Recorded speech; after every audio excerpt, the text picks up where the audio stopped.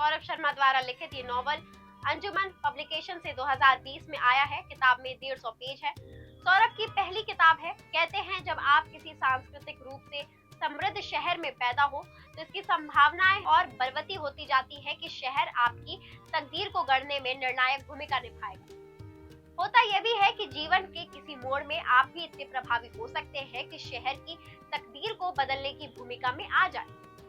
Kyoto to Kashi ऐसा ही दिलचस्प किस्सा बनारस का है और इसमें रहने वाले पात्रों का है जिनकी नियति बनारस ने बदली और जिन्हें बनारस की नियति बदलने का अवसर भी हासिल हुआ। इस शताब्दी के पहले वर्ष से क्योटो काशी प्रोटोकॉल के वर्ष तक फैली ये कथा हमारे ऐतिहासिक पौराणिक शहरों के संरक्षक के विषय में एक मौलिक नजरिया तो प्रस्तुत करती ही है, जीवन के उजास और सौंदर्य को महसूस करने का जादुई अवसर भी उपलब्ध कराती है। करेंगे किताब के सभी पहलुओं पर चर्चा, लेकिन उससे पहले अगर आपने अभी तक हमारा चैनल सब्सक्राइब नहीं किया है तो कर लीजिए और बेल आइकन भी दबा दीजिए ताकि आपको सारी लेटेस्ट अपडेट मिलती रहे। I am Moshi Sahu and you watching Bookbaaz.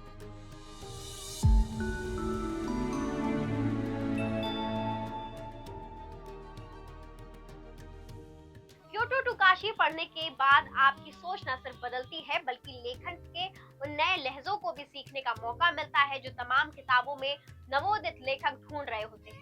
Kyoto to Kashi की कहानी बहुत ज्यादा दूर तक फैलाव नहीं रखती, लेकिन जितनी भी पात्र हैं दरअसल वो जीवंत रूप लिए हुए बनारस की गलियों में दिख जाने वाले लोगों का चेहरा है।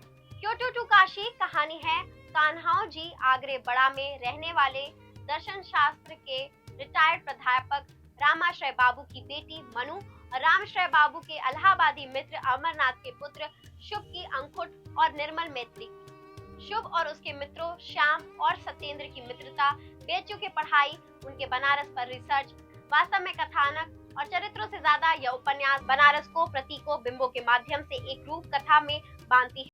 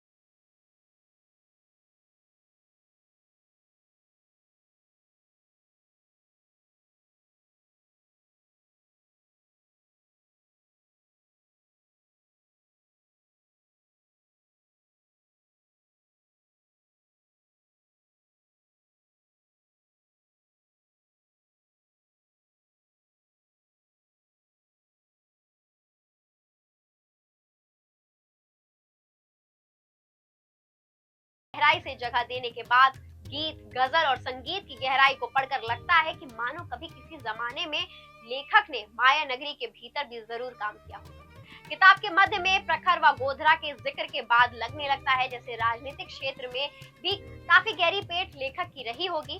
तमाम किस्सों को बटोर कर लिखी गई इस कहानी का सार यही निकलता है कि इंसान अपनी जड़ों से बिछड़ सकता है लेकिन उससे टूटकर कहीं नहीं जाता। चरित्रों के वार्तालाप के माध्यम से ही लेखक ने इतिहास, राजनीति, धर्म दर्शन, गीत संगीत जैसे विविध विषयों पर प्रकाश डाला है। यह पूरे उत्तर भारत की समस्या है कि हमारी धार्मिकता केवल गणेशोत्सव, दुर्गाोत्सव और होली दिवाली तक सीमित रह गई। इसके विपरीत दक्षिण भारत ने अपनी परंपरा को अक्षुण्ण रखा है।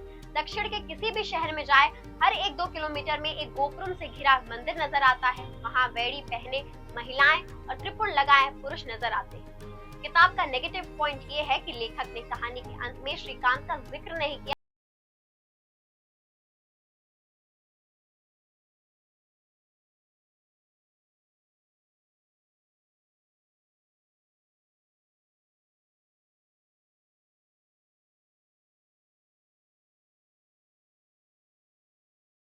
तो अभी सब्सक्राइब करें।